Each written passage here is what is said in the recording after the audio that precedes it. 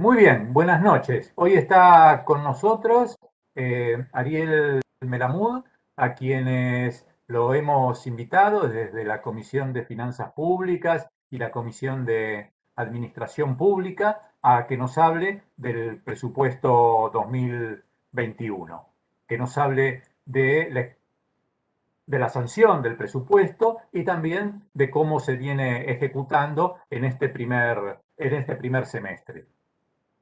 Huelga un poco la presentación de Ariel porque es bastante conocido, es economista de la universidad, por la Universidad de Buenos Aires, tiene estudios de posgrado en el ILPES y en la Universidad Torcuato Di Tella, ha sido analista de deuda pública en la Dirección Nacional de Coordinación Fiscal con las provincias, tal vez en una de sus primeras posiciones, donde creo que nos hemos conocido allí, ¿no, Ariel? Y en la actualidad es vocal en la SAP y es consultor del Banco Mundial, del Banco Interamericano de Desarrollo, del CIPEC y de otras entidades y organismos. Es docente de la Universidad de Buenos Aires, de la Universidad 3 de Febrero y también de la Universidad de San Martín. Son múltiples sus investigaciones y publicaciones que se centran en política fiscal, organización industrial y modernización del Estado.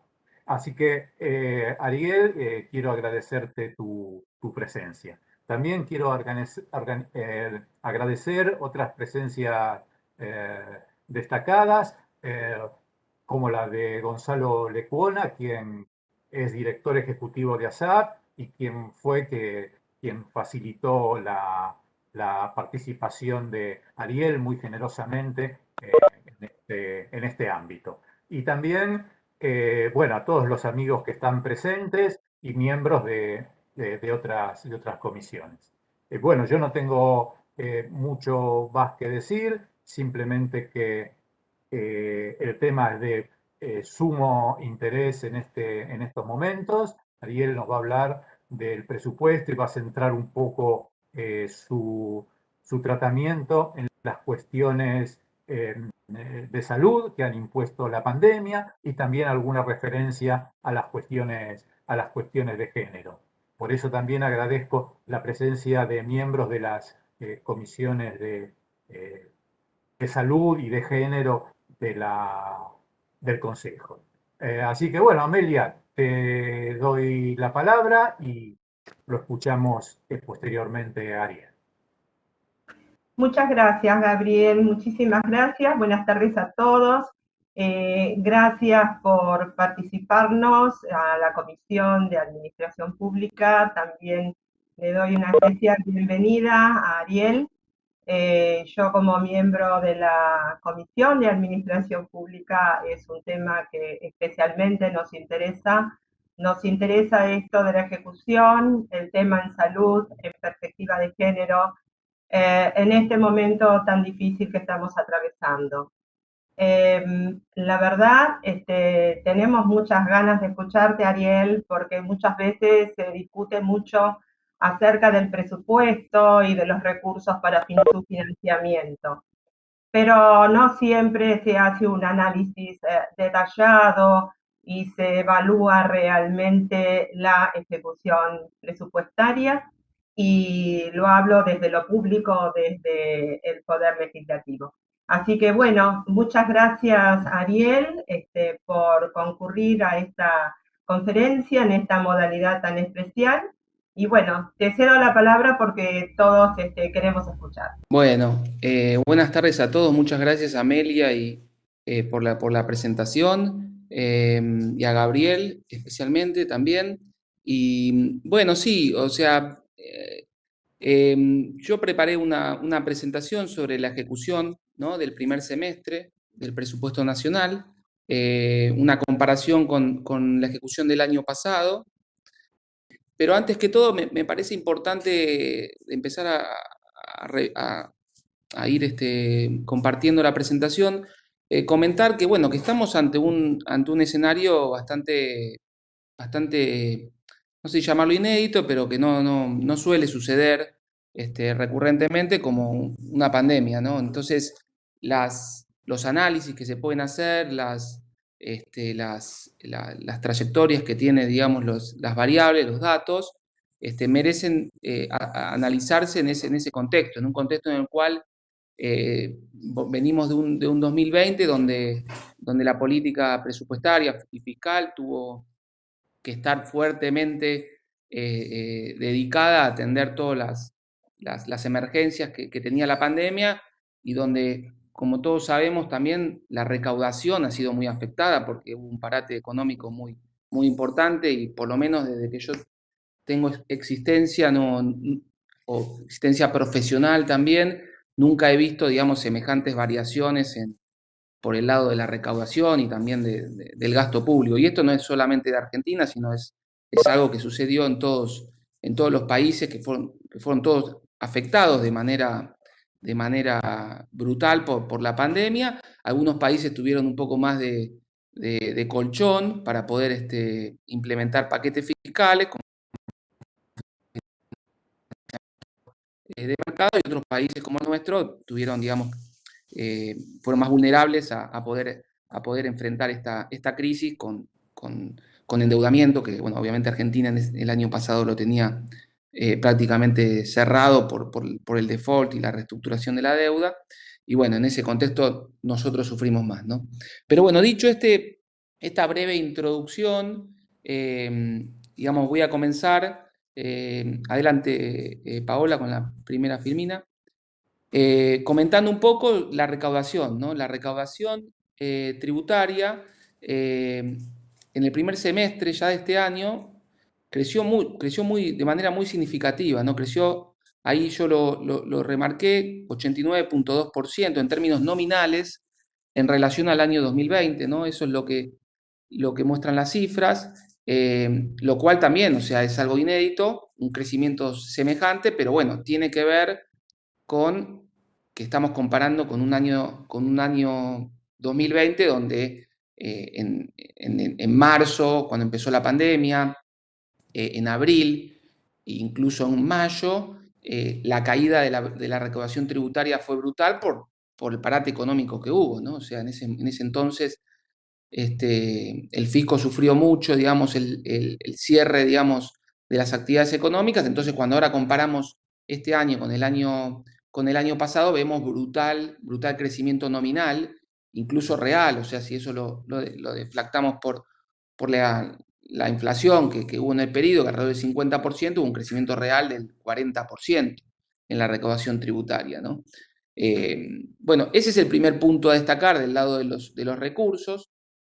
Otro punto importante a destacar, bueno, y cuáles fueron los recursos que más generaron ese significativo crecimiento, fueron el IVA, ganancias, que aquí no lo tenemos detallado, y derecho de exportación, que explicaron más o menos el 80% del crecimiento en la recaudación tributaria.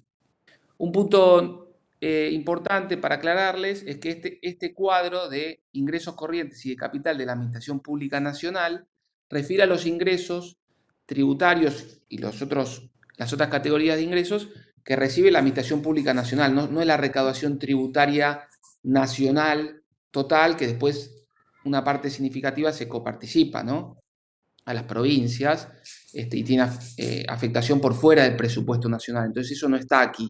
Aquí está solo lo que recibe la Administración Pública Nacional. Bueno, los ingresos no tributarios también tuvieron un fuerte crecimiento, si bien no son una categoría muy significativa, ¿no? Representan el 10% de la recaudación tributaria de estos 6 meses del año, pero crecieron muy significativamente por los ingresos extraordinarios que hubo por la ley que se sancionó a comienzo del año del aporte solidario y de emergencia que tributaron los propietarios, ¿no?, de bienes, de activos mayores a 200 millones de pesos, sean radicados en el extranjero o que sean no residentes que tengan bienes en el territorio nacional, ¿no? Esa tributación extraordinaria generó ese 380,2% de aumento en los ingresos no tributarios, ¿no?, que también fueron muy significativos. Y como vamos a ver después, Estos ingresos, como está establecido en la ley, este aporte solidario y de emergencia, tiene una afectación específica, no está afectado y no se puede destinar a otro gasto, a destinos que tienen que ver con la atención de la emergencia COVID, ¿no? Como lo vamos a ver un poco más adelante. Bueno, después el otro componente también importante que hay que mencionar aquí, en este cuadro de los ingresos de la APN, son las rentas de la propiedad, ¿no? Cuando uno ve las rentas de propiedad o analiza las rentas de la propiedad, los ingresos que tiene la administración por intereses cobrados, ¿no? Por la tenencia de activos o por utilidades, por ejemplo, que es el componente más importante de este rubro, las utilidades contables del Banco Central, uno ve esa caída, pero también muy significativa, que hubo entre el 2020, los primeros 6 meses del 2020 y los primeros 6 meses del 2021, que cayeron alrededor de, como está ahí, de 800.000 millones de pesos, ¿no? De 1.050.710 a 257.271.000 millones. Por la caída que tuvo el financiamiento que tuvo el Tesoro a través del Banco Central, ¿no? Vía utilidades contables o emisión monetaria que hacía el Banco Central el año pasado, porque no había forma, como comentaba al principio, de financiar semejante necesidad del gasto con la caída brutal que tuvo la recaudación.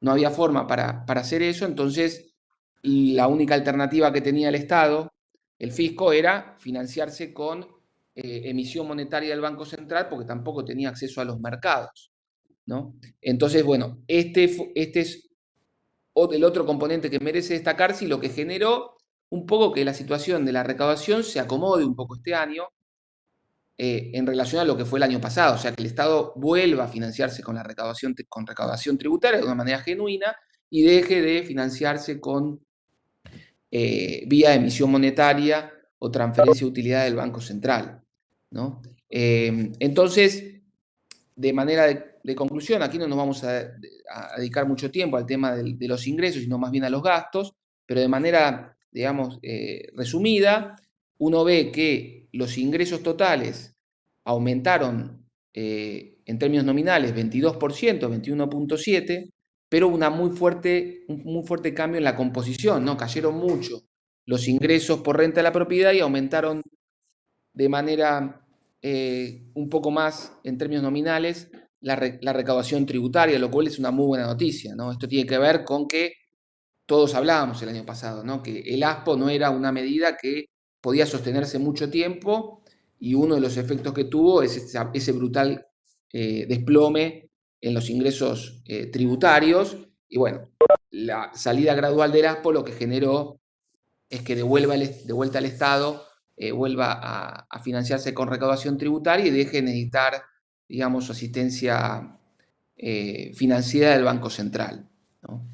Pero bueno, sí, en términos nominales creció un 22%, en términos reales cayó, pero si uno descuenta de la renta de la propiedad, esto que hablábamos antes, los ingresos del Banco Central, se da un crecimiento real, ¿no? de los ingresos totales, ¿no? O sea, de manera de conclusión, uno puede decir que estamos en un escenario bueno ahora, donde la recaudación, donde los ingresos totales, digamos, genuinos del Estado crecieron en términos reales en relación al año anterior, ¿no? Bueno, la siguiente, Paula.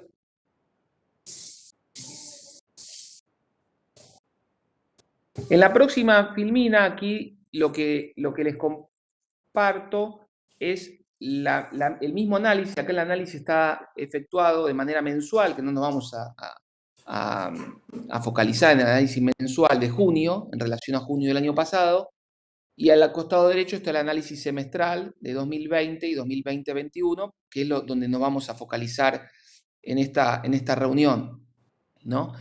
Aquí, digamos, está el típico cuadro, digamos, de gasto por clasificación económica y por objeto de gasto, ¿no? Dentro del gasto corriente y de capital, y en la dinámica uno puede ver algunos puntos interesantes para destacar, ¿no?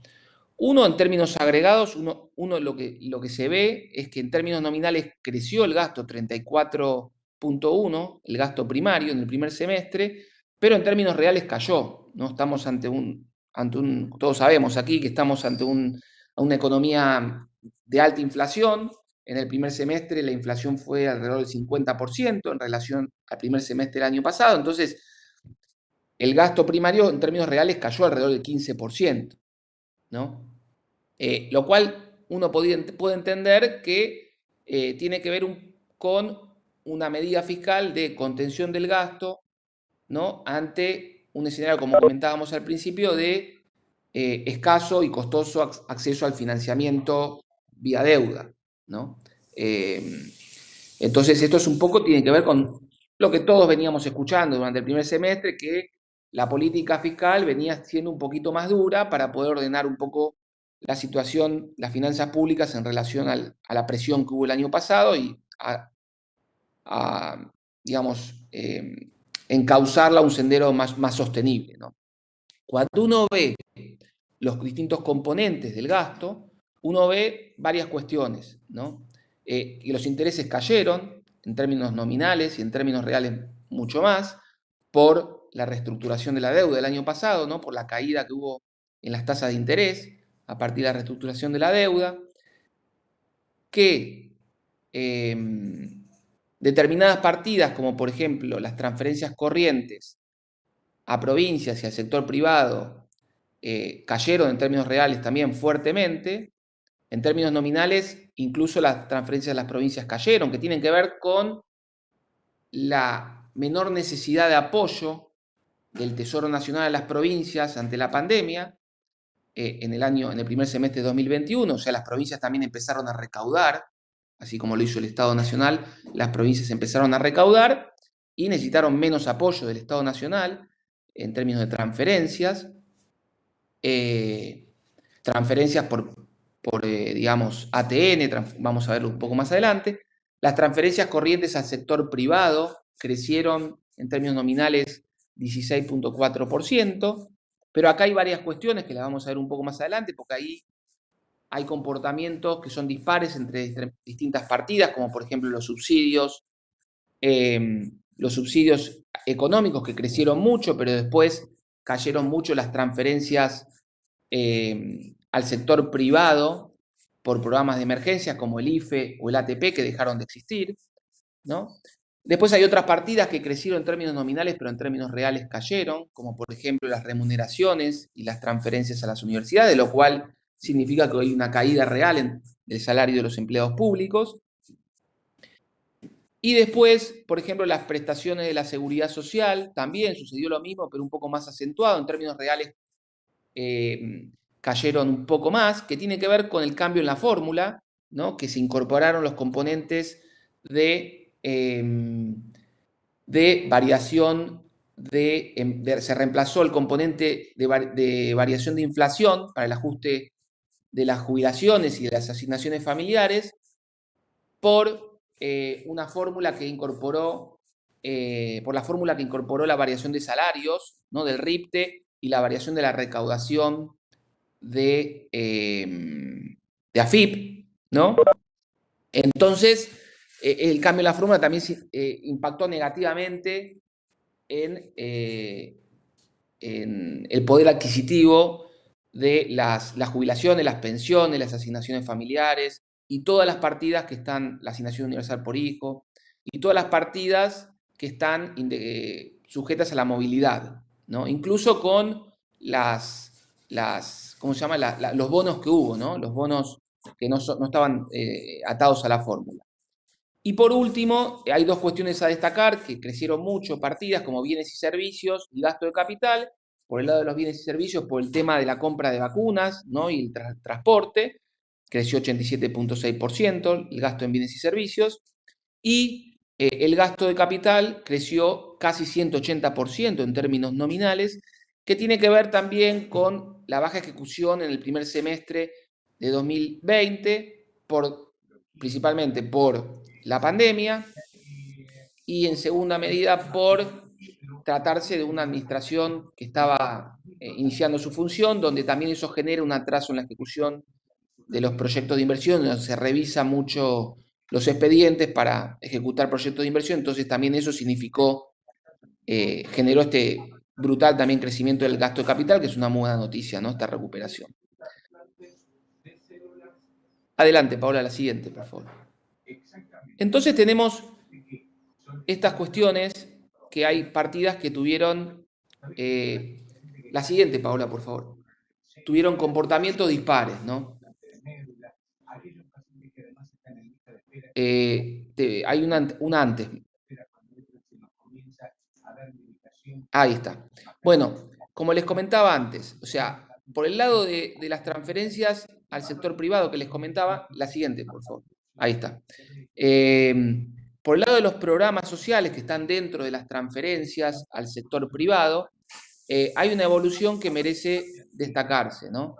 Que está en el gráfico que les quiero mostrar, pero que yo no lo estoy viendo ahora, no sé ustedes. Ahí está. Bueno, en este gráfico, que me parece muy interesante, se muestra la evolución mensual del gasto en programas sociales desagregados por distintos programas. Por ejemplo, los programas que hubo de emergencia, que son los que están en rojo, en el primer semestre del 2020, como el IFE y el ATP. El gasto, es el gasto en políticas alimentarias, que es el que está en color celeste clarito. El gasto en un programa de emergencia laboral, ¿no? Que es el potenciar trabajo, que está en un azul un poco más oscuro. Después está el repro, que es el que está en violeta, y después el que está en verde es otros, una partida a otros, donde están el resto de los programas sociales, como las transferencias al PAMI, por ejemplo.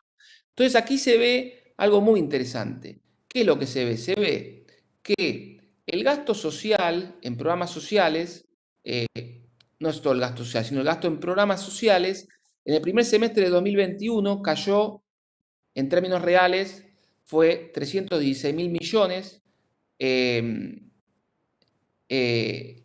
y cayó 316.069 miles de millones, y cayó en términos reales en relación al primer semestre del año pasado, ¿no?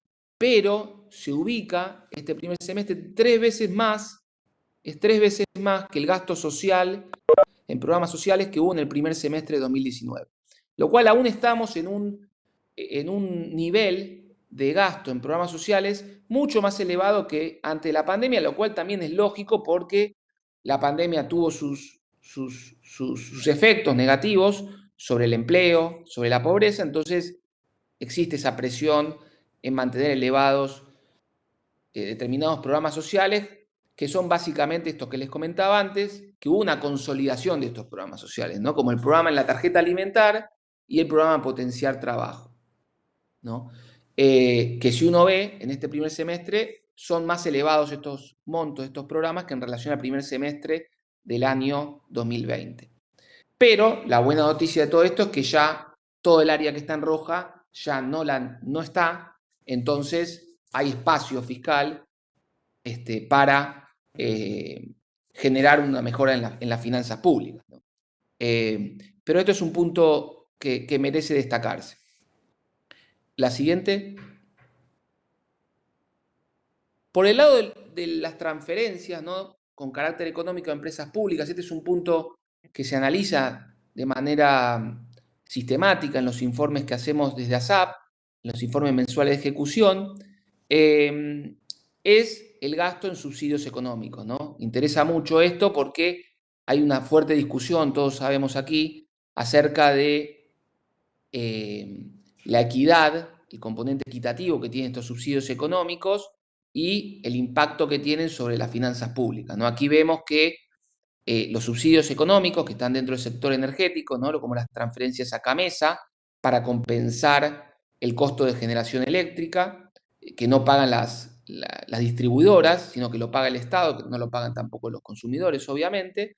Crecieron estos subsidios en el primer semestre un 87% en términos nominales, los de CAMESA, pero si vemos el total de los energéticos, crecieron más de un 100% en términos nominales.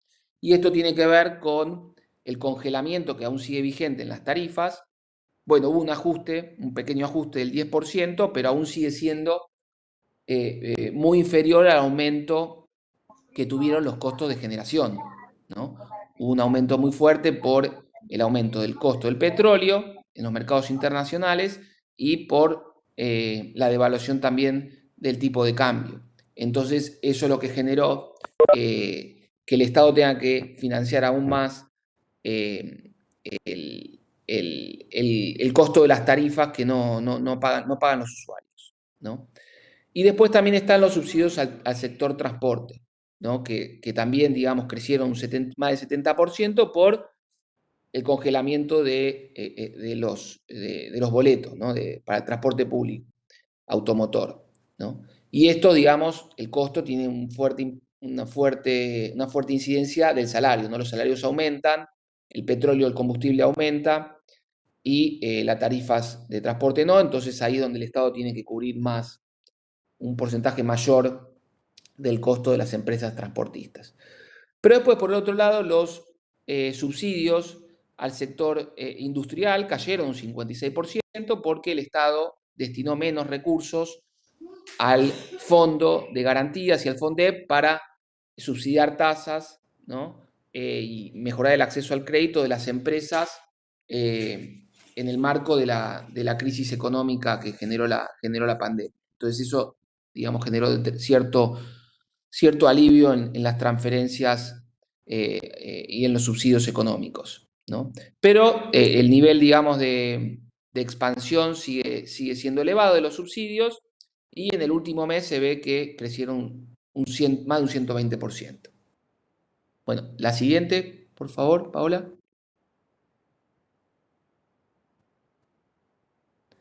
Bueno, entonces, aquí vemos que este es un cuadro de ahorro e inversión, nos falta la parte de financiamiento, pero aquí están, digamos, el resumen de los resultados.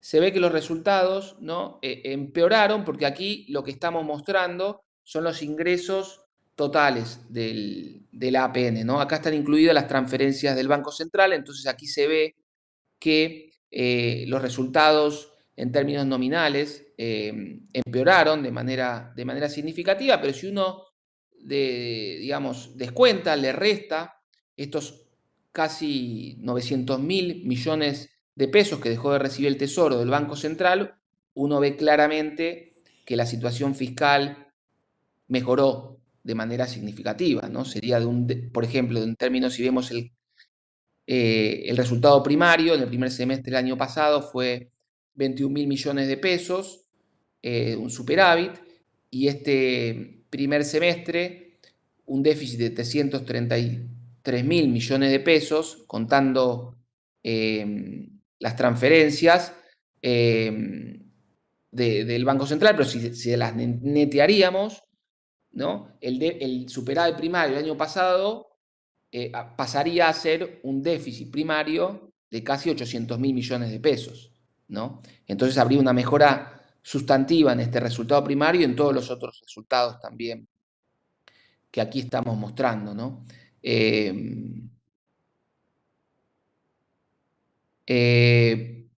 Bueno, y como elementos a destacar, que un poco ya lo comenté, toda esta mejora tiene que ver con la contención que hubo en el gasto corriente, que principalmente se favoreció por el cambio en la fórmula de movilidad, ¿no? Que generó un crecimiento nominal menor.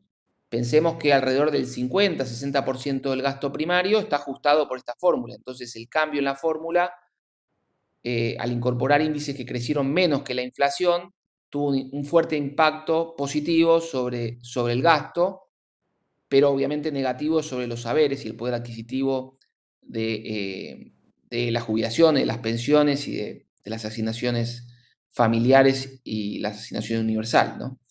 Una recuperación muy fuerte del gasto de capital y de los programas que comentábamos antes, los programas sociales relacionados con el Plan Argentina contra el Hambre y los programas de emergencia laboral, ¿no? La siguiente.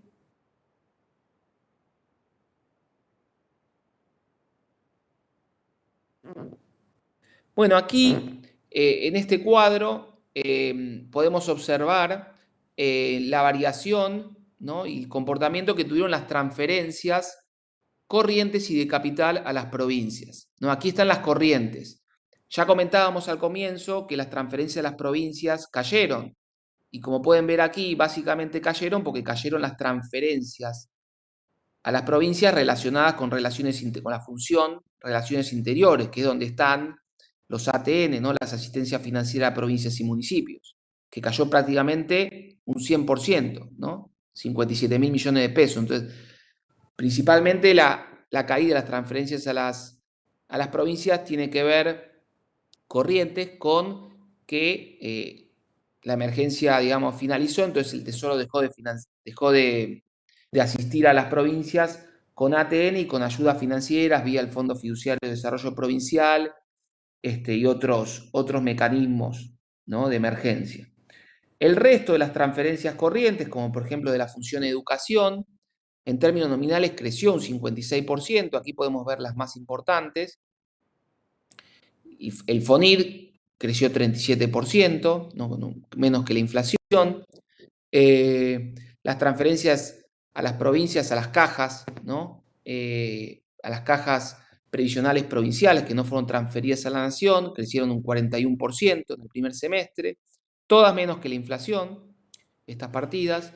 Las transferencias de programas relacionadas a programas de salud crecieron un 55%, principalmente por el seguro público de salud, lo que era antes el plan Sumar y el plan Nacer, ¿no?, crecieron un 148%. Las transferencias para la prevención y control de enfermedades crónicas no transmisibles, que tienen que ver con esta, no con COVID, sino con enfermedades no transmisibles, creció un 65%. En cambio, las transferencias de la función promoción y asistencia social, en términos nominales, ¿no?, por políticas alimentarias, cayeron un 10%. Aquí no está la tarjeta, que es una transferencia no a las provincias, sino a los beneficiarios directamente, sino son transferencias que hace el Tesoro a las provincias para la compra, ¿no?, de alimentos, transferencias en efectivo, ¿no? Bueno, la siguiente.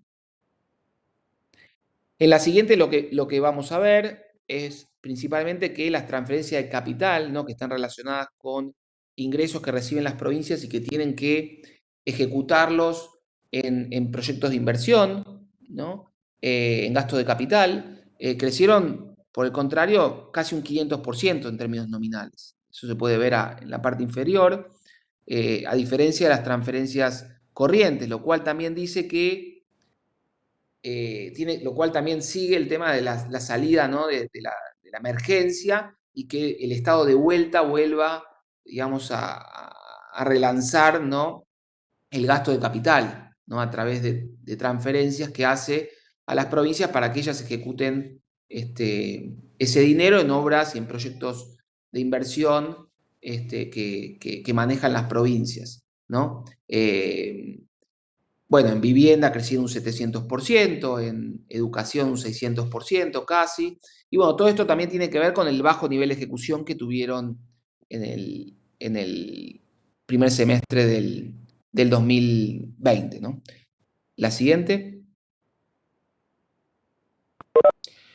Bueno, aquí en este cuadro vemos la inversión real directa y las transferencias de capital, que es el componente que comentábamos recién en el cuadro anterior, o sea, la suma de los dos componentes, pero detallado por ubicación geográfica, no por provincia. Este es un cuadro que también siempre da para debatir, da para comparar entre provincias, porque una provincia recibe tanto y otra provincia recibe mucho menos. Por ejemplo, aquí podemos ver que si bien la variación, ¿no?, interanual del total de estos dos componentes fue casi 240% en el periodo, bajo análisis, en el primer semestre, hay provincias donde creció mucho más, como provincia de Buenos Aires, que creció 500%, como Catamarca, que creció más de 500%, Chaco, que creció 400%,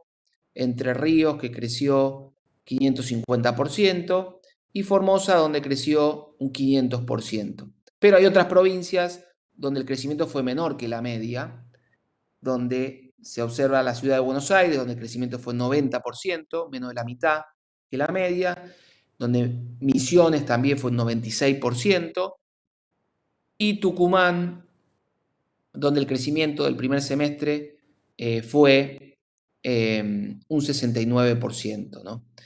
Vale notar que el gasto por clasificación económica, no las transferencias de capital, por eso sí se sabe bien, digamos, que fue asignado a esa provincia los recursos, pero en la inversión real directa puede suceder que haya, digamos, gastos que estén contabilizados a nivel nacional y que no estén contabilizados en la jurisdicción donde se dio. Por ejemplo, si uno ve el componente nacional, donde no fue distribuido, uno ve que creció también, fue 7.500 millones, creció 7.000 millones, pero no sabemos bien dónde fue ese dinero, ¿no?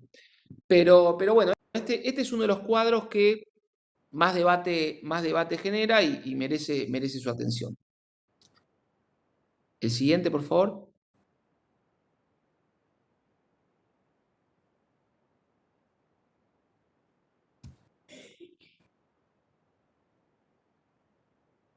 Bueno, aquí me voy a pasar un poco rápidamente, pero aquí se ven los niveles de ejecución, ¿no? Por jurisdicción o por ministerio, ¿no? Y también se observa un nivel de ejecución adecuado en el primer semestre. El nivel de ejecución se mide por el ratio de la ejecución acumulada al 30 de junio, que sería el devengado, en relación al crédito vigente al 30 de junio, ¿no? Ese porcentaje, ese cociente, da el nivel de ejecución.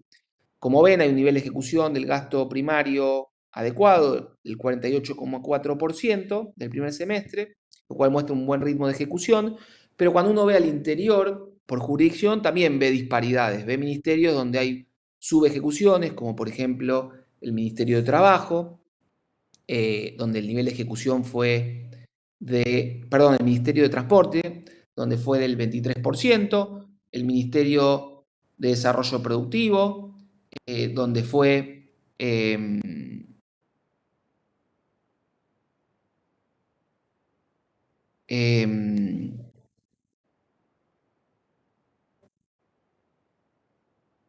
donde fue 36%, el Ministerio de la Mujer, el Ministerio de las Mujeres, Género y Diversidad, donde la ejecución fue un 25%, fue muy baja.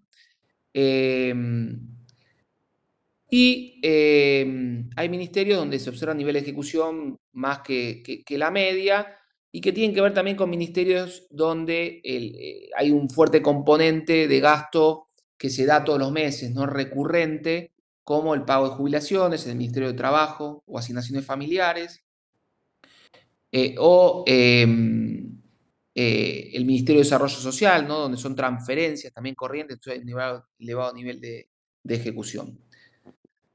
Pero después, en el debate, podemos un poco profundizar estos temas. La siguiente.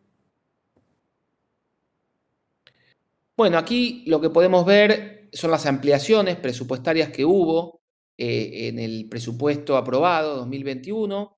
En el primer semestre se amplió el presupuesto en 3,3%. Se aumentó 273.000 millones de pesos el presupuesto 2021 y la mayor parte de las ampliaciones se produjo en el Ministerio de Salud, donde se aumentó casi un 50% el presupuesto del Ministerio de Salud, en el Ministerio de Trabajo, donde se amplió 76.000 millones de pesos, el Ministerio de Educación, donde se amplió 45.000 millones de pesos, y aquí es donde se incorporaron los créditos el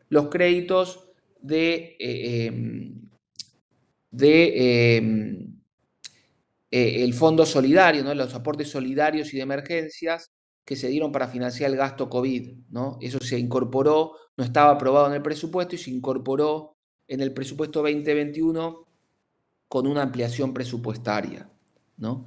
También se incorporó, se generó también el REPRO aquí, el REPRO 2, que ustedes habrán escuchado, que está dentro del Ministerio de Trabajo, ¿no? La siguiente, Paola. Bueno, aquí ya, yendo un poco al gasto COVID, ¿no? Aquí lo que podemos ver es el gasto, los créditos y el gasto ejecutado, crédito inicial, crédito vigente y el devengado, el gasto ejecutado, COVID, ¿no? En el primer semestre, ¿no? La película ahora es muy diferente a lo que fue el primer semestre del 2020, pero ustedes ven que de un crédito inicial de 95.000 millones de pesos para financiar gasto COVID, se amplió por 4 veces, ¿no? Pasó un crédito vigente de 410.000 pesos, ¿no? Básicamente por mayores transferencias al PAMI, por la creación del REPRO 2, ¿no? Para financiar el salario de sectores que fueron afectados por la segunda ola, ¿no? Donde hubo cierres de determinadas actividades, como la construcción y el sector gastronómico y otros más, como la adquisición de vacunas que no estaba, digamos, presupuestada. En 2021 se incorporó créditos por 80.000 millones de pesos, más o menos, y otras partidas menos significativas, pero el Progresar también se incorporó con 45.000 millones de pesos, que fue financiado por el aporte solidario de emergencia. Y aquí está el nivel de ejecución, ¿no? Pero aquí lo que podemos ver es que ahora el gasto COVID tiene que ver más con partidas relacionadas con la salud y a la atención de la recuperación económica, como PAMI, vacunas, el REPRO 2 y el Progresar, que con partidas de emergencia y de una vez, que no se podían mantener, como decíamos al comienzo, como el IFE y el ATP, que dejaron de existir, ¿no? Por la vuelta de prácticamente todos los sectores económicos. La siguiente.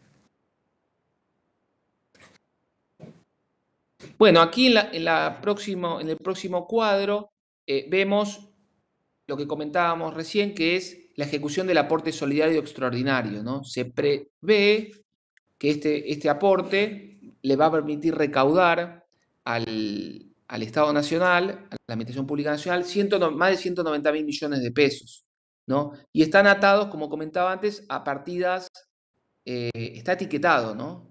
No está afectado estos recursos, ¿no? Un 20% de equipamiento médico, donde ahí están las vacunas, un 20% a subsidios a MIPYME, donde está el REPRO 2, un 20% al Progresar y un 25% a programas y proyectos de energía. Donde ahí eso no tiene que ver con el COVID, ¿no? Y donde aquí podemos ver que el nivel de ejecución de este fondo es muy bajo aún, solamente se ejecutó 7.3%, recién se incorporó, piensen, al presupuesto en mayo, con lo cual tiene apenas un mes y medio de ejecución y por eso es que muestra un muy bajo nivel de ejecución. Pero como ven, el compromiso fue más del doble, ¿no? Se comprometió 28.000 millones de pesos. Bueno, la siguiente. Y un punto que me parecía interesante presentarles es la comparación, ¿no? Del paquete fiscal COVID, del gasto COVID de Argentina en relación a otros países, ¿no? Aquí lo que les muestro es el gasto COVID que está clasificado en gasto en salud o en gasto que no es salud, o sea, todo lo que es la primer bloque de columnas es el gasto que above the line sería el arriba de la línea, que sería el gasto corriente o de capital. Perdónenme que no lo traduje el cuadro, pero todo el primer bloque a la izquierda es el gasto corriente o de capital, lo que afecta al déficit, y a la derecha es apoyo a la liquidez, que sería como aportes debajo de la línea. Por ejemplo, aportes de capital, créditos, fondos para subsidiar tasas de interés, compra de deuda, ¿no? Rescates, garantías, etc., ¿no? Argentina, este es un cuadro que lo hace el Fondo Monetario de manera sistemática, lo va actualizando. En el sitio del fondo no lo detallan, pero el gasto está cuantificado para el 2020, ¿no? Entonces, porque lo comparé con lo que presentó recientemente la APN en el informe de avance del presupuesto 2022 del año que viene, que presentó el informe de avance a fines de junio, y donde dijeron, la administración dijo que el gasto COVID en 2020 significó 6.5% del PBI, ¿tá? En términos de gasto arriba de la línea, en términos de garantía. 4,5% de gasto y 2% en términos de garantía o gasto debajo de la línea. Que son cifras similares a las que presenta el fondo, que aquí ven. 3.9% del gasto en salud, 0.4% y 3.5% del PBI, que es mucho más, porque ahí es donde está el IFE, ¿no? El gasto que no es en salud, sino en gasto de emergencia o el ATP. Y después el 2% que son los fondos o los aportes de liquidez a los sectores productivos para poder sostener la actividad económica, ¿no? Poder recomponer capital de trabajo, etcétera, ¿no? Que se cortaron las cadenas de pago, etcétera. Cuando uno compara a Argentina con el resto de los países del G20, ve que Argentina más o menos se ubicó en la media, o sea, el paquete fiscal no fue ni muy bajo ni muy alto de los mercados emergentes, ¿no? Estamos hablando. Brasil sí se destacó por un nivel mucho más alto de gasto COVID, casi 9%, pero después cuando uno ve China, India, Indonesia, bueno, México tuvo un paquete fiscal mucho más bajo, pero Rusia también, bueno, Arabia Saudita fue mucho más bajo que Argentina también, Sudáfrica fue un poquito más alto y Turquía fue la mitad que Argentina. Entonces el paquete fiscal de Argentina fue relevante el año pasado, incluso teniendo en cuenta que Argentina era un país que no tenía financiamiento de mercado, ¿no? O sea, eso uno hubiera pensado que quizá condicionaba más el paquete fiscal que podía implementar el país, pero no lo hizo y Argentina avanzó con un paquete fiscal bastante relevante. Si uno compara esto, que aquí no están, con otros países de la región, como de Centroamérica o de América del Sur, Argentina está bastante por arriba, ¿no? En temas de participación o presencia del Estado en la emergencia COVID. Pero bueno, cuando uno lo compara con los países del G20 y las economías avanzadas, ahí ve que es bastante inferior el paquete fiscal de Argentina en relación al de Australia, por ejemplo, fue la cuarta parte, o Canadá, la mitad del de Alemania, o un tercio del de Alemania. Bueno, sin que hablar con Estados Unidos, en Estados Unidos fue 6 veces más el paquete fiscal, el 25% del PBI. Bueno, la siguiente, Paola. Creo que es la última. No, bueno, esta es la última y las siguientes son las conclusiones. Aquí les quería presentar un poco, de manera, digamos, más agregada y con algunos detalles, las acciones presupuestarias de la Administración Pública Nacional en el primer semestre, o sea, estos son datos al 21 de julio, con perspectiva de género. Estos datos salen de un monitor de gasto con perspectiva de género que hace la Oficina de Presupuesto del Congreso, donde etiquetan los recursos asignados, el gasto, a partidas que tienen que ver con resolver 4 problemáticas, básicamente. La problemática de ingresos, que tiene que ver con mejorar, ¿no? El nivel de ingreso y la autonomía económica, ¿no? Y generar mayor equidad de género a través de eso. De partidas que tienen que ver con la violencia de género, partidas que tienen que ver con la salud sexual y reproductiva, y partidas que tienen que ver con la sensibilización y la capacitación en temas que tienen que ver con equidad de género, ¿no? Para concientizar a la ciudadanía. Entonces, a través de un barrido y un etiquetado de las partidas por la clasificación programática, se hace el etiquetado a nivel de actividad de los subprogramas, de los programas, también de obra. Se cuantifica cuánto del presupuesto nacional se destina a mejorar la equidad de género, ¿no? Y cuando se revisan esos datos, se obtiene que un poco menos del 20% del presupuesto inicial, del crédito vigente y del devengado, que son las cifras que están calculadas, los ratios entre 1 y 2, que es el gasto etiquetado y el gasto total, en las distintas etapas, crédito inicial, vigente y devengado, tiene que ver con perspectiva de género, lo cual es bastante significativo, ¿no?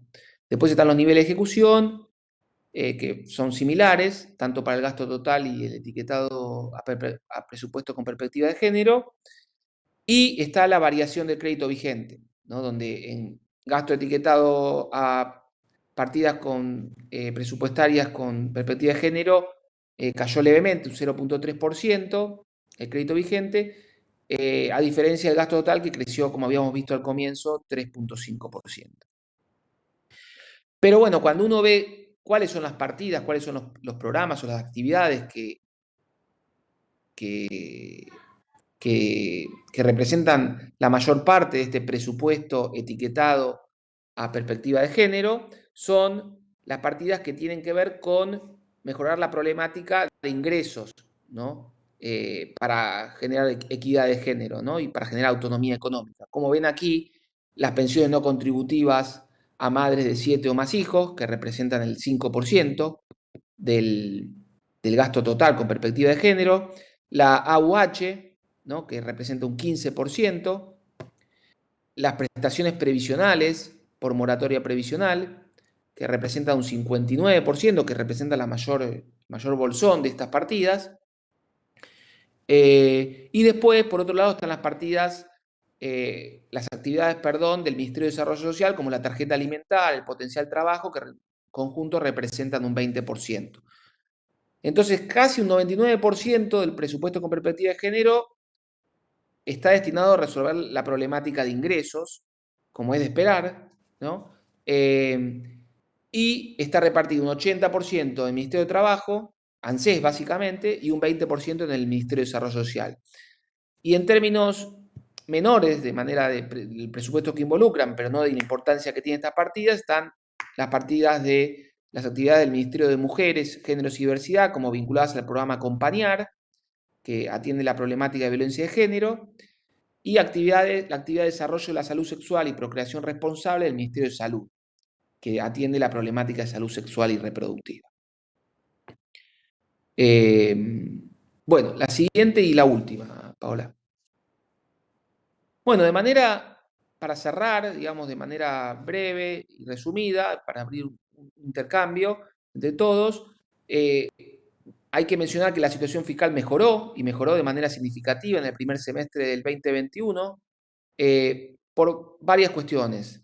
Una es porque mejoró la estructura de financiamiento del fisco, o sea, disminuyeron las transferencias del Banco Central y mejoraron de manera significativa la recaudación tributaria y no tributaria. Dos, porque se eliminaron los gastos de emergencia por el IFE, el ATP y la ayuda a provincias por ATN, que generaban una presión muy fuerte sobre el fisco. Tres, cambió la fórmula de indexación, entonces podría ser un híbrido, o sea, contribuye y es un tema que amerita, y en ASAP se han dado varios debates sobre el sistema previsional argentino, sobre su sostenibilidad, y en muchos ámbitos se discutía el cambio de la fórmula, pero el efecto que tuvo este cambio de la fórmula fue una caída en los saberes jubilatorios y de pensiones y en las asignaciones familiares. Pero en términos de los resultados fiscales, obviamente generaron una mejora. Y por el contrario, digamos, siguen presionando al fisco los subsidios económicos y se consolidaron programas sociales como la tarjeta alimentaria y el potencial trabajo que atienden emergencias, y hay que ver, va a haber que ir monitoreando en el tiempo cómo van evolucionando estos programas a medida que la recuperación económica y que la actividad económica se vaya sosteniendo y sea mejor, cómo se va cambiando estas asistencias, obviamente no contributivas y de emergencia, por ingresos ingresos sostenibles de los hogares a partir del empleo y la generación de trabajo. Otro tema, o sea, importante es que el 50% del crédito vigente asignado a las partidas relacionadas con el COVID se financia este año con el aporte solidario de emergencia, lo cual no es menor. O sea, tengamos en cuenta que, aunque el paquete fiscal sea menor este año que el año pasado, un 50% se está financiando con esa política, ¿no? Que es muy debatida, pero, digamos, generó este ingreso extraordinario para financiar un gasto que también es extraordinario y genera también mucho debate, ¿no? Que aquí seguramente entre la audiencia hay muchos más conocedores que yo, que tiene que ver con los cambios que se dan en el sistema tributario, ¿no?, argentino. Bueno, y 3 es el tamaño del paquete fiscal, que dijimos que en Argentina ha sido un tamaño bastante importante en términos comparativos a otros países, dada la situación que tiene Argentina. Y después, por último, en términos de presupuesto con perspectiva de género, vimos que 1 de cada 5 pesos del presupuesto nacional se destina a acciones presupuestarias con perspectiva de género y que se destacan los ingresos, las actividades que tienden a iniciativas que generan un piso de ingresos para el desarrollo de la autonomía económica de las mujeres. Bueno, yo llegué hasta aquí y para mí un placer. Cualquier intercambio y comentarios y críticas, lo que quieran y tengan a bien compartir. Muy bien, Ariel, muchísimas gracias por tu presentación. Ha sido realmente completa e interesante, que seguramente va a sugerir un debate muy importante hoy entre nosotros, ¿no? Yo un poco para dar el puntapié inicial, te digo que tengo una cantidad infinita de preguntas para hacerte o comentarios, pero bueno, no me gustaría transformarme en el único interlocutor tuyo, ¿no? Eh, por eso, bueno, simplemente a forma de puntapié inicial para dar lugar a las demás intervenciones, te voy a hacer algunos comentarios, preguntas en realidad, porque em, eh, son comentarios que sugieren algún contracomentario tuyo. Obviamente parece cierto esto de que la situación está en términos presupuestarios, por supuesto, está mejorando o como estamos acostumbrados a decir en Argentina, está por lo menos, está menos mal. Y esto tiene que ver con, bueno, el incremento del gasto de capital que mencionaste o mejor dicho, más que el incremento, la recuperación de un gasto que en su momento no se había producido. Y por otro lado, el cese o la disminución del financiamiento a través de emisión monetaria. Y aquí tengo una pregunta para hacerte, que yo no sé si la tengo que hacer a vos o se la tengo que hacer a los contadores presentes, ¿no? Porque en realidad las utilidades del Banco Central consisten en la revalorización de las reservas por variación, obviamente, de las reservas, de las cantidades, pero también fundamentalmente por variación del tipo de cambio, ¿no? Y estas utilidades han existido, eh, pero el Banco Central no las ha girado al Tesoro. Aquí estaríamos, no sé, en presencia de si son realmente utilidades, que como se las está considerando, yo creo que no son utilidades reales, igual estaríamos ante un proceso de utilidades no distribuidas.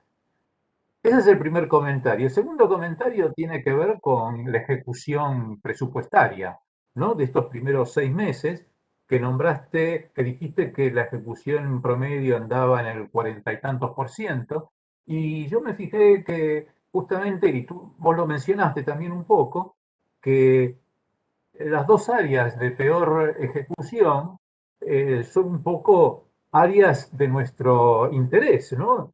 Salud 36% y el Ministerio de Mujeres 24,9%. Y en el caso de salud, hablaste de una ampliación presupuestaria del 49%, donde la situación sería más grave. Yo no sé si ese 36% de ejecución presupuestaria en salud está calculado sobre el presupuesto inicial o sobre el presupuesto vigente. Entonces, esa es una segunda pregunta que yo te haría. Y la última está relacionada con el aporte solidario y extraordinario, eh, que tiene asignación específica y tiene asignación específica al COVID. Y esta pregunta es más que nada una de formación profesional, ¿no? Porque tiene asignación específica al COVID y vos dijiste que el 50% de ese gasto se está financiando con el aporte solidario y extraordinario. En realidad, esto es una asignación específica. Se ha creado un impuesto con eh, asignación específica. Yo no sé si las provincias están reclamando la parte que les corresponde o si esto ha sido sancionado con las normas legales establecidas, ¿no? Que son la mayoría absoluta de la mayoría de las dos terceras partes, y si, bueno, está establecido por tiempo determinado, que esto creo que sí, y demás. Bueno, y aquí interrumpo yo. Ariel, te agradezco nuevamente la intervención y te reitero mi alegría por tenerte aquí presente. Bueno, gracias, Gabriel. No sé si quieren, yo para mi memoria, que me va a fallar seguro, si escucho más preguntas, se me van a olvidar las anteriores. No me funciona. Entonces, voy respondiendo las de Gabriel y seguimos. Por el lado del Banco Central yo coincido, o sea, se llaman utilidades contables, no son utilidades que tienen que ver con la depreciación. No he seguido lo que tú mencionaste, Gabriel, que es el tema de las utilidades no distribuidas. El año pasado se distribuyeron lo que se tenía que distribuir, yo creo que se distribuyó también de más, porque lo que se distribuyó, lo que se le dio al Tesoro el año pasado fue algo totalmente extraordinario. Pero sí, se llaman utilidades, pero la realidad que cuando, digamos, yo empecé a estudiar estos temas, las utilidades eran utilidades que tenía el Banco Central por la ganancia de intereses por la tenencia de reservas. Y me acuerdo que en ese momento, estamos hablando antes del 2009, Argentina tenía reservas internacionales significativas, las tenía todas en el exterior y muy líquidas, y bueno, y recibía una tasa de interés.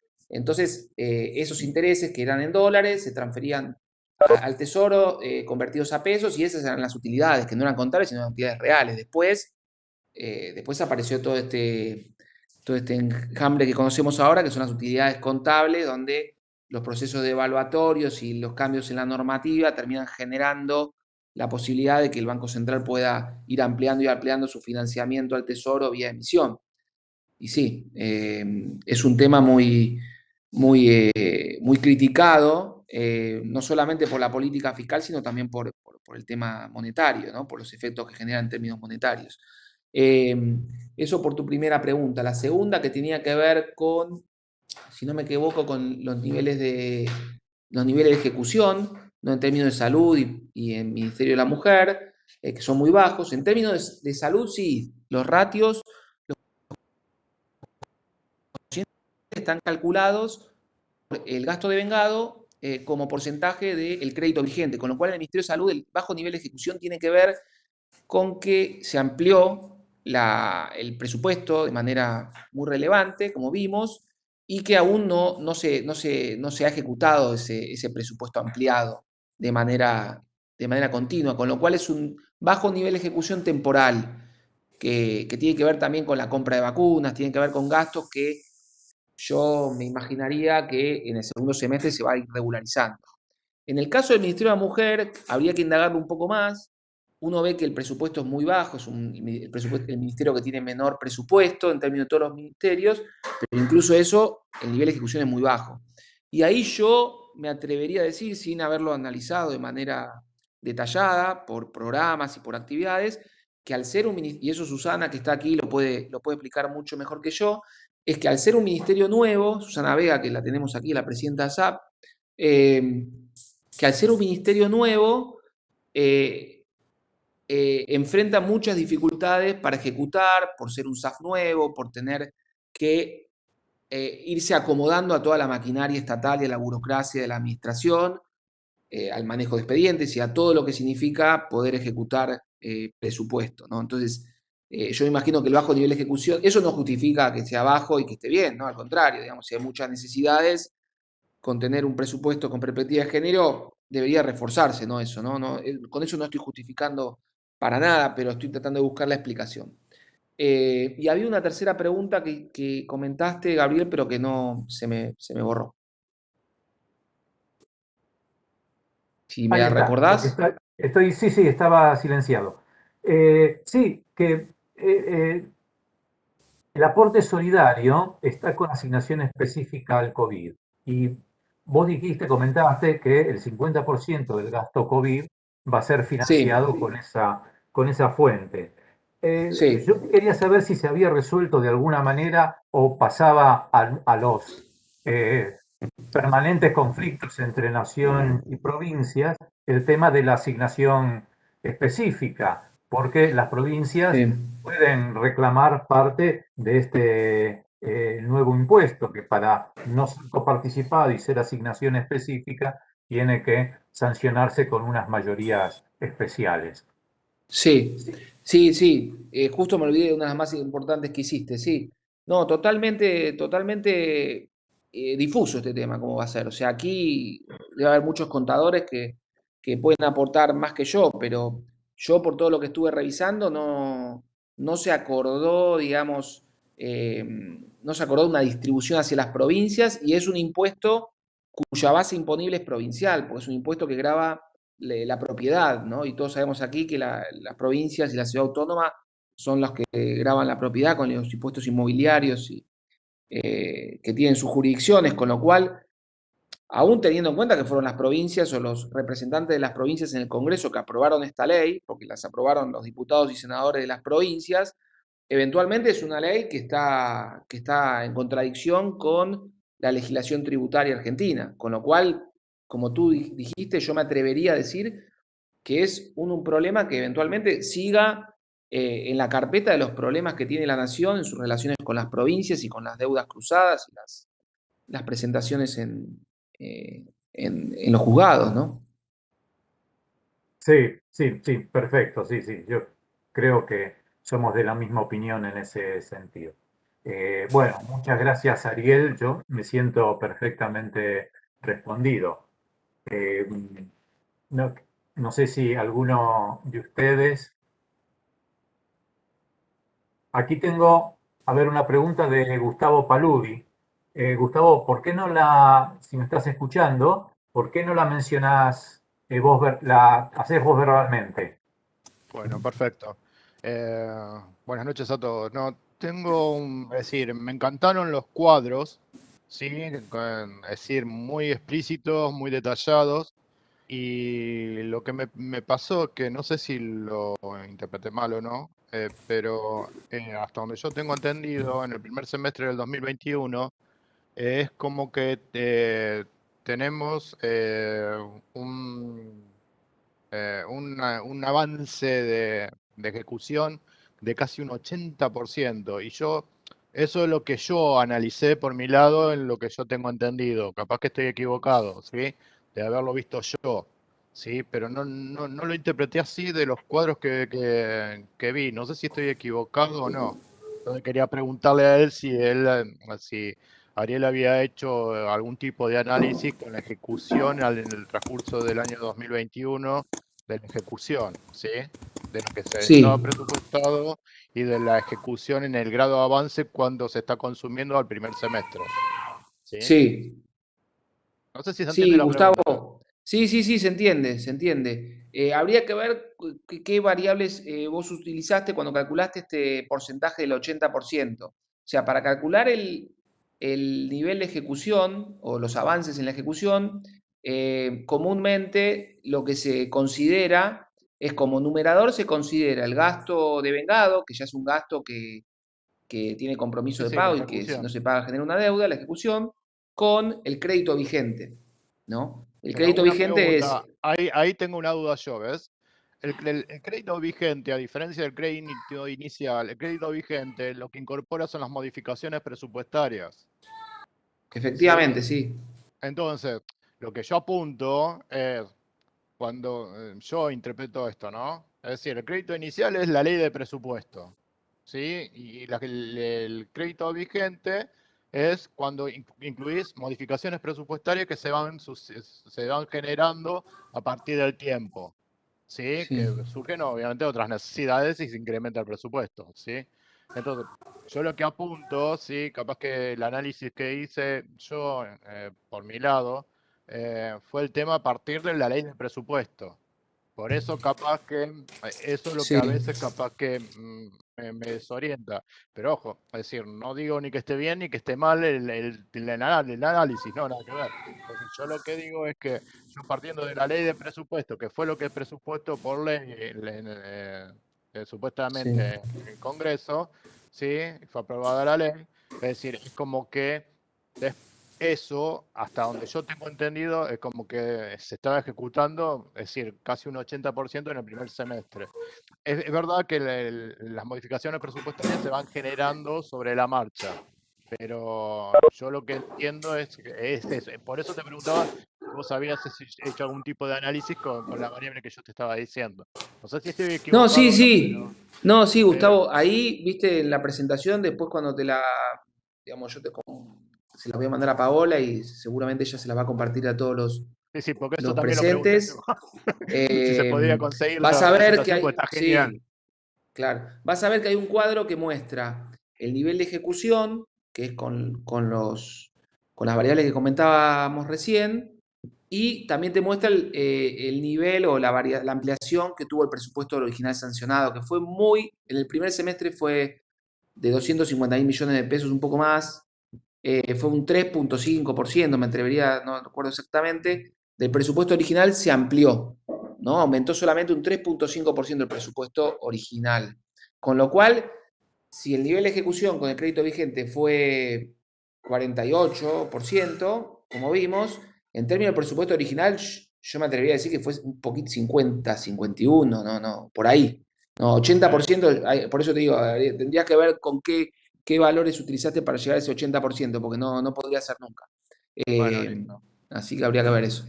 Sí, sí, lo tendría que analizar con mis números, pero bueno, está bien. Es decir, yo lo que quería saber es si estos números que vos estabas planteando habías visto algo parecido a lo que había visto yo, pero es verdad. Es decir, hay que ver qué variables se toman y los ratios que se utilizan. Eso también es verdad. Y otra cosa te quería preguntar, ¿sí? No me quedó claro el tema del el cuadro ese del grupo de los 20, ¿sí? Es decir, la financiación. Cuando vos decís que estamos en el promedio porque yo anoto eso, como que estábamos en el promedio de lo que estaban pidiendo los demás países. ¿Qué quisiste decir con eso? Ahí, si me puedes aclarar Ah, eso y ya no pregunto más nada porque así le doy la espacio a otra persona. no, está bien. Ese cuadro lo que quería mostrar es el tamaño del paquete fiscal, ¿no? Es muy importante saber cuánto, sobre todo los financiadores como el Fondo Monetario, están interesados en saber cuánto los países destinados al COVID. ¿Por qué? Porque ese gasto uno creería que es extraordinario, no que es permanente, porque fue un gasto para atender la pandemia. Entonces, ese cuadro lo que muestra es el tamaño fiscal del paquete. Es cuánto fue el gasto de cada país de partidas COVID. O sea, lo que hacen es identificar dentro de los presupuestos de cada país qué fue gasto COVID. Y ahí sumar el total y ver cuánto gastó cada país en términos de COVID, en términos de PBI, con lo cual uno podría comparar entre países, porque está ya estandarizando la variable. Y entonces cuando uno ve eso y compara Argentina, uno ve que Argentina no fue despreciable el paquete fiscal de Argentina, fue un paquete fiscal bastante considerado, dada, digamos, la restricción fiscal que tenía Argentina. Con esto no quiero decir nada que se gastó ni de más ni de menos, sino que en términos comparativos, Argentina tuvo un paquete fiscal bastante bueno que atendió una emergencia. Eso, Gustavo. Listo. Bueno, listo. Muy, Yo no pregunto más para así le doy espacio a otras personas. Muy amable, gracias, ok. Ariel. Gracias, Por Gustavo. favor. Tengo tres palabras pedidas. Por un lado, Amelia Costa, que ahora se la voy a ceder en primer término. Gonzalo Lecuona, me pareció que también me pediste el uso de la palabra. ¿No? No, bueno. También tengo pedida la palabra por Luis Galvalici. Yo no los veo a la mayoría tiene el video apagado. Le voy a rogar que si alguno quiere hacer una pregunta o hacer un comentario, me lo deje en el chat. ¿Eh? Entonces, primero le doy la palabra a Amelia Costa, miembro de la Comisión de Administración Pública, coorganizadora de esta reunión, y después, siguiendo la dinámica, respondés Ariel, luego le cedo el turno de pregunta a Luis Galvalici. Muchas gracias. Gracias, Gabriel. Bueno, Ariel, muy ilustrativa la presentación. Realmente en lo personal me sorprendiste, porque, bueno, uno a veces en esta situación que estamos viviendo está con otra idea respecto de un paquete fiscal, cómo está armado, y respecto de la situación que tenemos de recursos y demás, sí, a veces de esto estamos escuchando un poco más, influenciados por el cambio en la fórmula de ajuste de las pasividades, y obviamente eso ha generado una reducción importante del gasto, pero como vos bien dijiste, hay una pérdida también significativa del poder adquisitivo del sector pasivo, ¿no es cierto? Eso por un lado te lo quería comentar.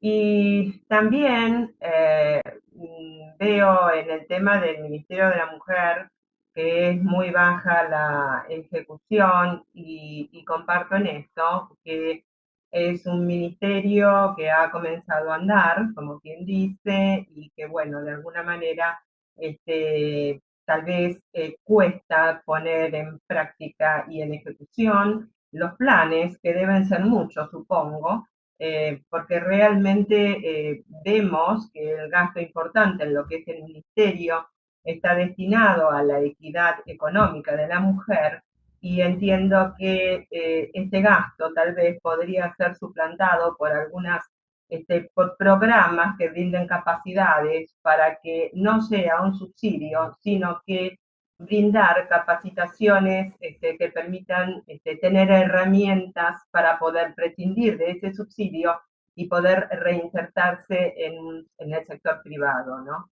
Así que bueno, te quería comentar esto, y también personalmente me gustaría escucharla a Susana Vega en este aspecto, a ver cuál es la opinión de ella en el tema.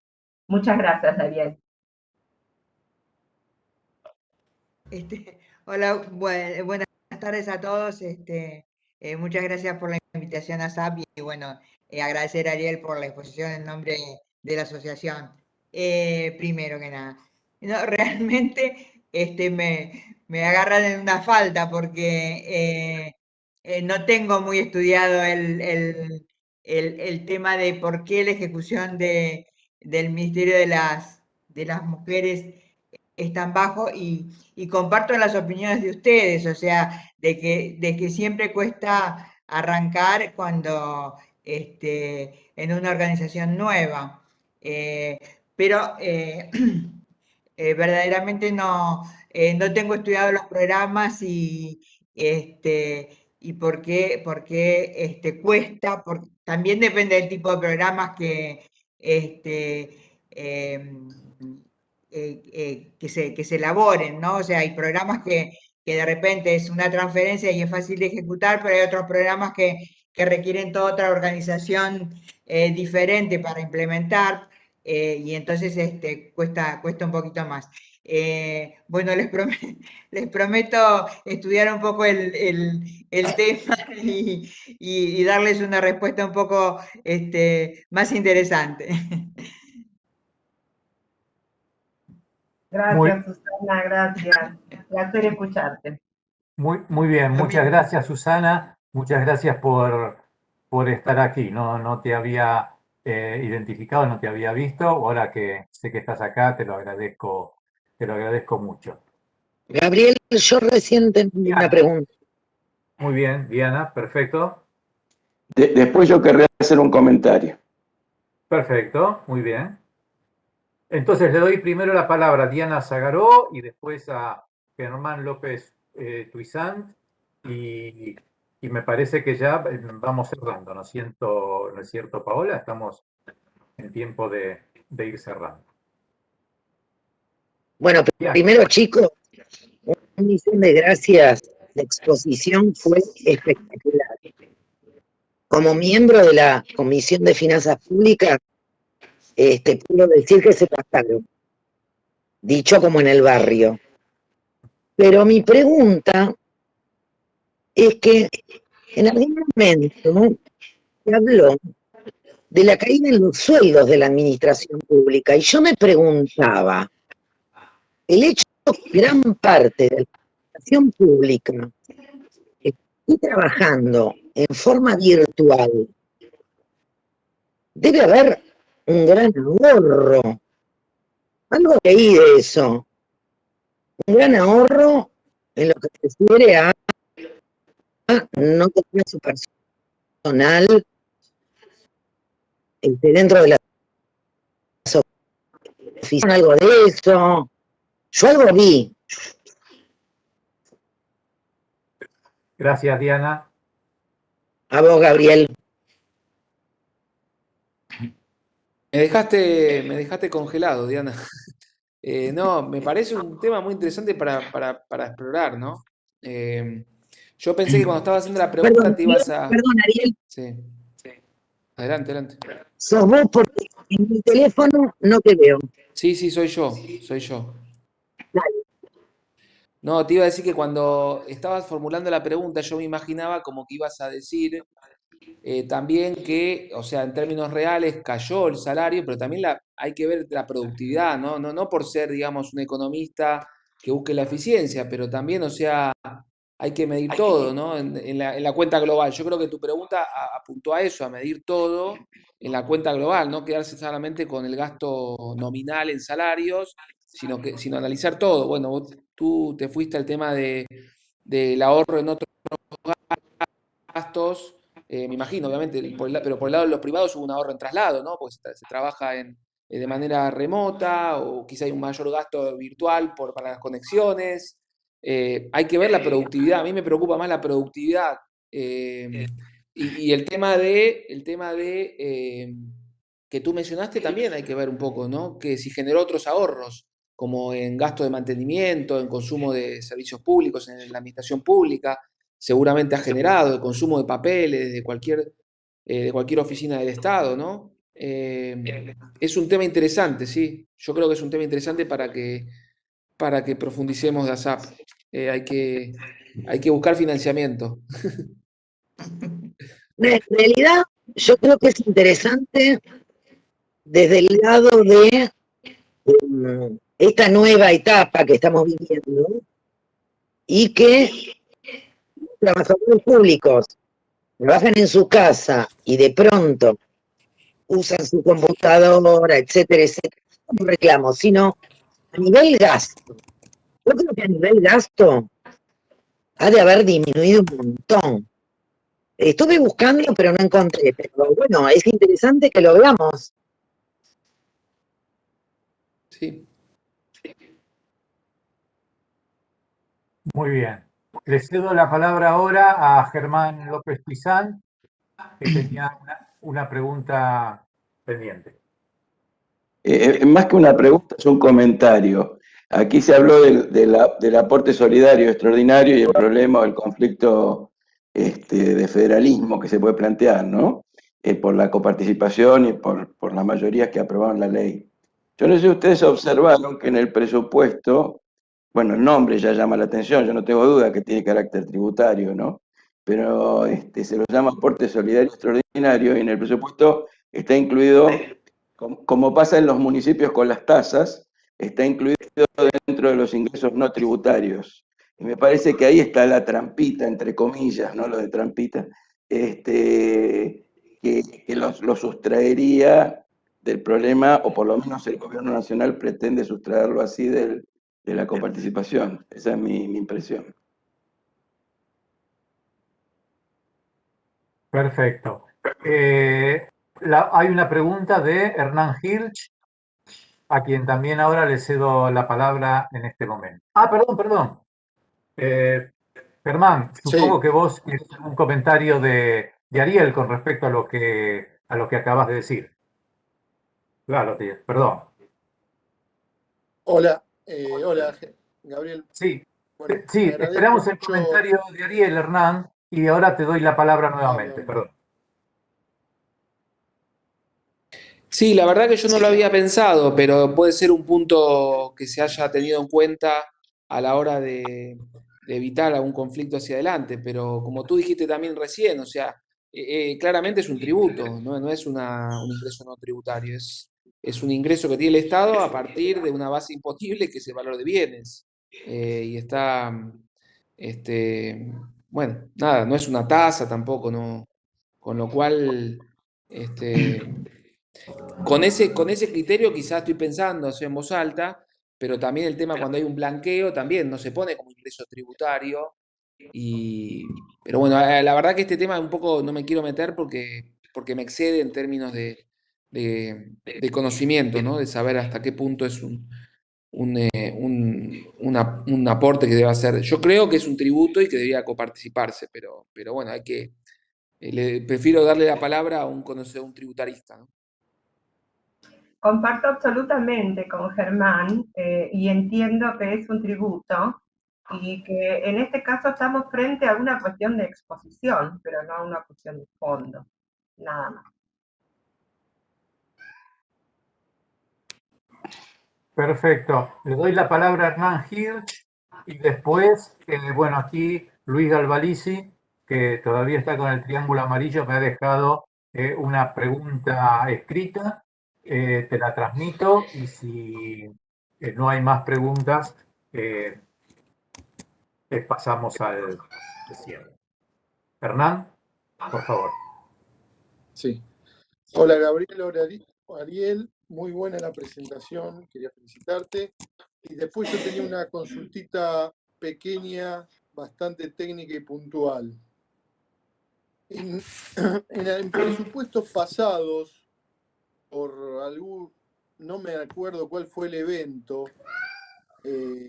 lo que se hizo es en toda la codificación de las partidas presupuestarias, se les asignó en ese presupuesto en especial una tipificación para que después ese evento pudiera ser fácilmente localizado en el presupuesto. El gasto en X evento se encontraba fácil. La pregunta es, en este caso, en todo lo que es gasto de pandemia, ¿hay algún clasificador, tipificador, alguna forma de extraer en forma rápida, sin tener que ir a analizar programita por programita en todo el presupuesto? ¿Existe esa forma de hacer la bajada? Y yo me refiero sobre todo a los archivos de presupuesto Gov. Sí, yo creo que a ver, si lo quiere hacer uno, yo creo que es un trabajo bastante engorroso, porque hay que ir viendo, no está etiquetado, o sea, uno no puede filtrar desde datos abiertos, gasto COVID, yo eso no lo vi. Hay partidas, actividades que en su totalidad fueron creadas y uno las puede asociar con COVID. Hay otras que no. Por ejemplo, si uno va a salud, que acá hay mucho interés por salud, hay programas o actividades de salud donde, digamos, hay gasto de funcionamiento de los hospitales. Ahora están todos abocados al COVID, pero no está asociado, no está etiquetado al COVID eso. Está en gasto de funcionamiento de los hospitales, como gasto normal. Lo que pasa es que los hospitales, en su función de producción, atienden COVID, atienden otras patologías y hoy están atendiendo todo COVID. Pero bueno, el tema del etiquetado es lo que se ha usado ahora para identificar gastos transversales o asociados a una problemática. En ASAP nosotros hacemos una identificación del gasto COVID, ¿no? A partir de los programas o las actividades presupuestarias que están directamente relacionadas con COVID en su totalidad y que uno las identifica en el presupuesto. Pero es un trabajo bastante, se puede hacer, pero lleva tiempo. ¿Ustedes publican eso? Sí, sí, claro. Sí, perdón que interrumpa. Lo que identificamos es todo lo que es modificación presupuestaria relacionada con COVID y eso lo puedo consultar en los informes de la Administración Pública Nacional que hacemos mensuales. Están publicados en la página. Muchas gracias. Hay una pregunta aquí de un presente que se llama Armando de Angelis, que está en el chat, que dice: me pareció ver que las transferencias a provincias para gasto de capital son significativas y destinadas principalmente a agua y cloacas y a educación. ¿Sabés si hay seguimiento o evaluación sistemática de estas inversiones, ya sea en la ONP, dentro del Sistema Nacional de Inversión Pública, en las áreas de gobierno promotoras de ellas u otras áreas de Estado? Bueno, en términos de ONP, Susana, lo podés quizá decir, pero yo creo que no, porque esto es una transferencia que luego ejecutan las provincias. Seguramente quizás si es una transferencia que está asociada a un programa nacional, después hay una rendición de cuentas de en qué se gastó esa plata, ¿no? Si es un programa nacional. En el sistema de inversión pública seguro que está, porque ahí hay un seguimiento de la ejecución de los proyectos, ¿no? Pero bueno, el seguimiento y la evaluación es físico, seguramente. No hay una evaluación más cualitativa, ¿no? Una evaluación de impacto, una evaluación no sé, de los resultados de esa inversión. Pero sí hay seguimientos. Sí, sí. Bueno, Esa pregunta la vi en el chat. muy bien, se me había pasado, yo no lo había visto, te agradezco, Ariel. Te transmito la pregunta de Luis Galvalici, que nos dice, no sé Armando, si vos querías hacer algún comentario con respecto a esto. No, solo es una punta que hace a muchas discusiones sobre la toma de decisiones inherentes a cómo se asigna el gasto público. Solamente forma parte de eso. Me pareció que el tema de las transferencias a provincias era un tema importante, más allá del gasto en COVID y las situaciones corrientes, presentes, y bueno, y creo que deberíamos avanzar en sistematizar estas cuestiones, ¿no? Seguimiento del gasto y de sus efectos, impactos, cumplimientos. Pero bueno, hay que fortalecer al Sistema Nacional de Inversión Pública, eso es lo que creo. Los chicos saben hacerlo, saben hacer seguimiento y evaluación, me consta. El tema es explotar esa capacidad que tiene, expandir esa capacidad. Eso.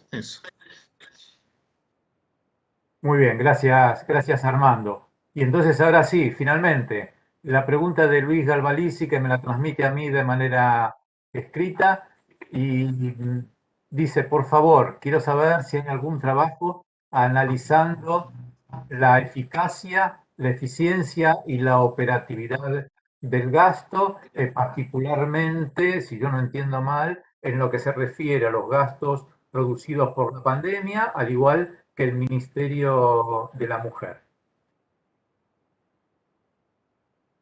Perdón, no te llegué a escuchar. ¿La transparencia? No. Dice, del gasto que se hizo con las derivaciones sobre la pandemia, al igual que el Ministerio de la Mujer. Si uno analiza la eficiencia por nivel de actividad, los valores son casi absurdos conforme al presupuesto. Yo esta última parte no la entiendo muy bien, pero Sí. bueno, te la transmito. Está bien. Sí, sí, la ejecución del gasto COVID fue muy relevante. Cuando vemos niveles o evaluación de seguimiento, todo es acá financiero lo que vimos. Y sí, el nivel de ejecución financiero del Ministerio es muy bajo de la mujer y es un tema, como comentaba Susana, que hay que profundizar un poco. Pero en términos de COVID, el nivel de ejecución es bastante normal y elevado. Eso por mi lado. Perfecto. Y ahora sí, finalmente, una última pregunta o comentario de Daniela Espinosa. Sí, acá estoy. Pero no tengo el video porque se me corta, pero vamos a tratar de... No, yo lo que decía, que bueno, el seguimiento de los fondos que van a las provincias, en general lo viene, el Estado Nacional transfiere y eso después queda a cargo de la jurisdicción. ¿Mm? O sea, corresponde al Tribunal de Cuentas o al órgano que en ese momento tenga la provincia, ¿no? El control queda a cargo de ellos. Ahora el tema pasa que todas estas cosas que son programas nacionales, por lo menos hasta el 2015, estaban sujetos al control de la red federal. O sea, la red federal de control público estaba monitoreando la marcha de todo este tipo de, sobre todo lo que era inversión pública. Hasta el 2015 se venía haciendo regularmente. Después hubo un impasse. Y ahora, bueno, se estaba por revitalizar, pero la pandemia es como que bajó todos los planes. Pero igual se está haciendo alguna especie de seguimiento porque hay reuniones periódicas de la red de control público. Y bueno, se están realizando de la manera que se puede en este contexto. Pero es como que se relanzó ese control que era en su momento, digamos, codo a codo del Estado Nacional con las provincias. Porque la red de control público en principio era para los programas sociales y después se amplió. Después se amplió a las públicas y se amplió a cualquier cosa que tuviera que ver con fondos que fueran transferidos por la nación a las provincias. Así que espero que se pueda rearmar todo eso, ¿no? Así que eso era lo que quería decir.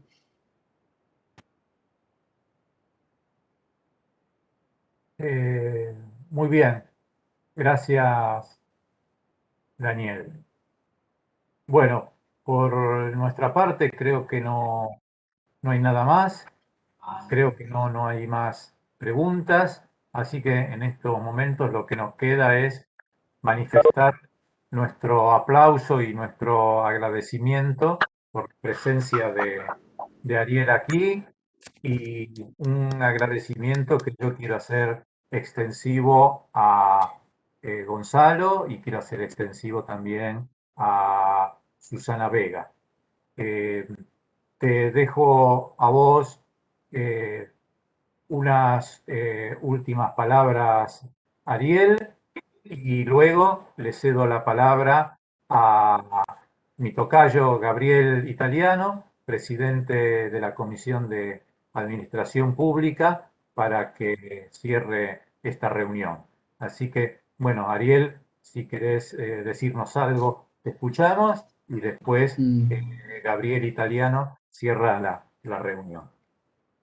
Sí, no, sí, solamente, bueno, agradecerles a ustedes, al Consejo, a las comisiones por la invitación y sobre todo a todos los que están acá presentes por tomarse 2 horas a esta hora para charlar estos temas, que son temas densos a veces, y bueno, y valorar ese interés, ¿no? De todos los que están aquí presentes por debatir y seguir este interés por los temas fiscales y presupuestarios.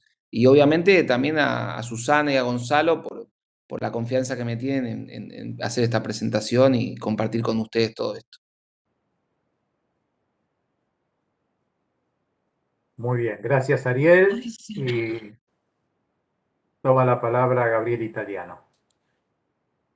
Bueno, ¿qué tal? ¿Cómo andan todos? Una alegría verlos. Ariel, te felicito por la exposición. Amelia, gracias por representarnos.